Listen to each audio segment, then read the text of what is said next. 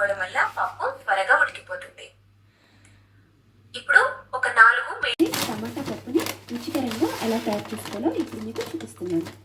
ఈ టమాటా పప్పు ప్రిపేర్ చేసుకోవడానికి ముందుగా 150 గ్రాముల కందిపప్పుని ఒక కుక్కర్లో యాడ్ చేసుకుని శుభ్రంగా వాష్ చేసుకుని అందులో వాటర్ వేసి ఈ కందిపప్పుని నానబెట్టుకోవాలి. కందిపప్పుని ఇలా నానబెట్టుకోవడం వల్ల పప్పు త్వరగా ఉడికిపోతుంది. ఇప్పుడు ఒక 4 మీడియం సైజు ఉండే టమాటాలను తీసుకుని వాటిని పెద్ద ముక్కలుగా కట్ చేసుకుని ఈ పప్పులోకి యాడ్ చేసుకోండి.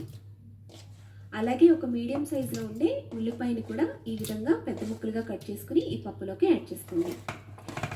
ఇప్పుడు ఇందులో రుచికి సరిపడా ఉప్పు, 1/2 టీ స్పూన్ పసుపు, 1 టీ స్పూన్ కారం యాడ్ చేసుకోండి.